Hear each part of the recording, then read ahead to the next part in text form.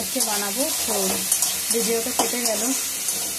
আমি নিয়েছি এখানে সর্ষের তেল আর কালো জিরের ফোড়ন আর 3টে কাঁচা লঙ্কা আর অর্ধেকটা টমেটো। আর নিয়েছি থোড়টাকে লবণ আর হলুদ দিয়ে ভালো করে চটকে নিয়েছিলাম। একটা আলু দিয়েছি, একটা থোড় দিয়েছিলাম।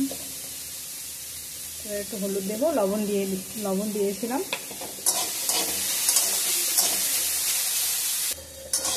এভাবে থোড় বানিয়ে খাবেন, খুব ভালো লাগবে খেতে। টমেটোটা দেখুন গলে গেছে, আরও একটু হবে, নামিয়ে নেব।